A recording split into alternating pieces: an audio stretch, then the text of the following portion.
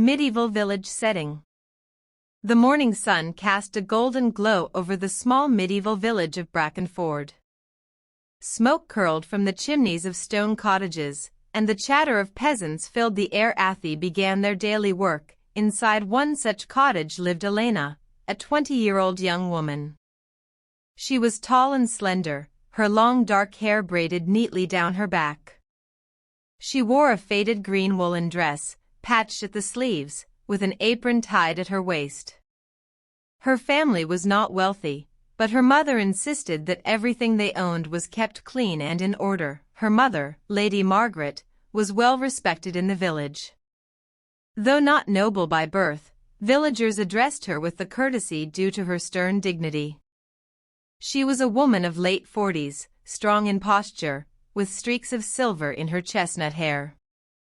She always wore a brown wool gown, tied with a rope belt, and a white linen headscarf. Margaret was known not only for her skill in weaving and keeping a household but also for her unyielding discipline. Elena, however, often found her mother's strictness suffocating. Gossip with a friend. That afternoon, Elena carried a wooden bucket to the village well. The cobblestones were damp from last night's rain, and chickens scratched nearby as she approached. At the well stood Agnes, her closest friend. Agnes was 2 years younger, with sandy brown hair tucked under a kerchief, and she wore a patched blue dress that had seen better days. Elena. Agnes smiled warmly, lowering her own bucket. Fetching water again? Elena set her bucket down with a sigh. Always.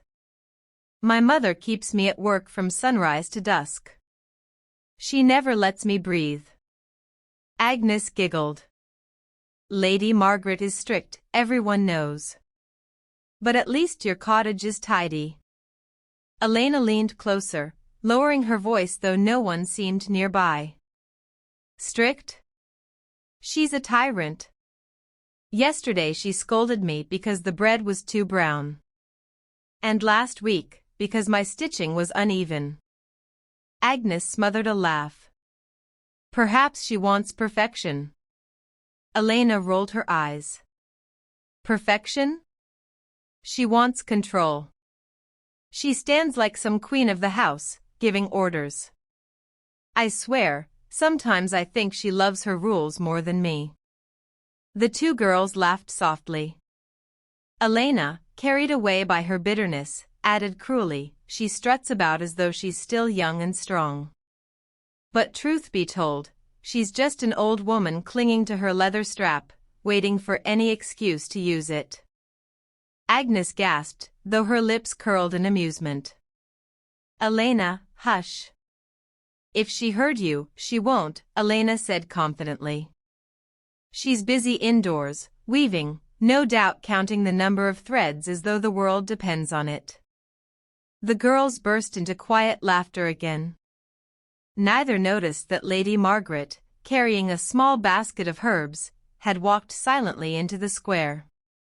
She had paused near the well, within earshot of her daughter's mocking words. Her face remained calm, but her eyes hardened. She said nothing then. She merely turned away and walked back toward their cottage. Confrontation at home. That evening, the fire burned warmly in the hearth. Elena hummed as she spun wool at the spindle, still recalling her amusing talk with Agnes. But her mood shifted when she noticed her mother's steady gaze from across the room. Elena, Margaret's voice was firm. Come here. Elena set aside her spindle and approached cautiously. Yes, Mother?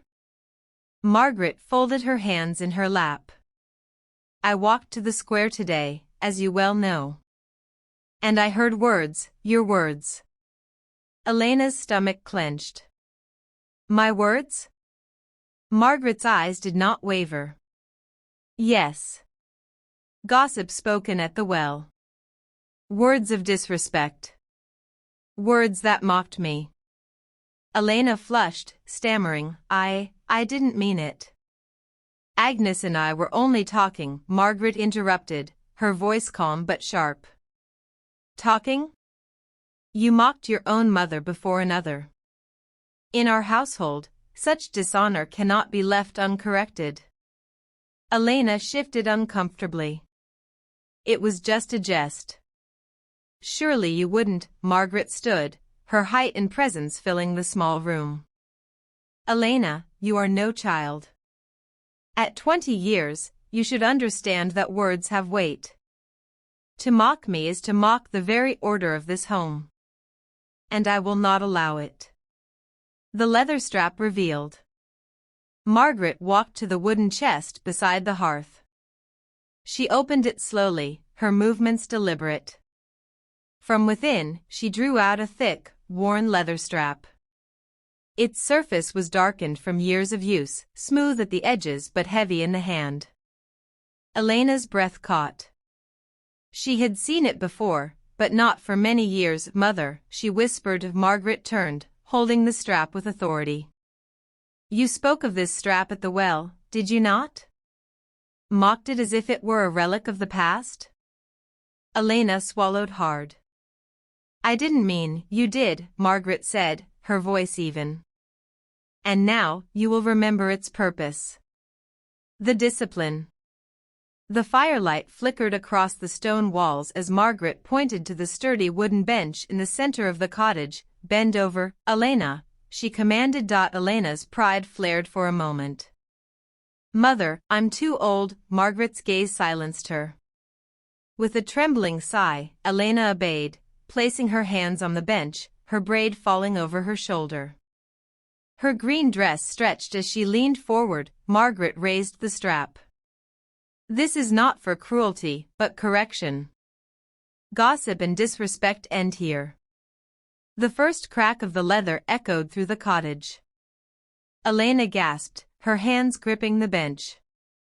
Another stroke followed, firm and deliberate. Each time the strap fell, Elena squirmed, the sting sharp against her. She tried to speak, to plead, but Margaret continued with steady rhythm. You will not mock your mother. Crack, you will not dishonor this household. Crack, you will remember respect. Crack, Elena's pride gave way to shame. Her earlier laughter at the well seemed far away now. After several strokes, Margaret lowered the strap. Elena remained bent over, breathing heavily, her cheeks flushed with both pain and humiliation. Aftermath and lesson. Stand up, Margaret said quietly. Elena rose, smoothing her dress with trembling hands.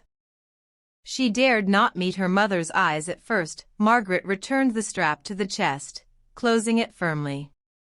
She turned to her daughter. Discipline is not meant to break you, Elena. It is meant to shape you.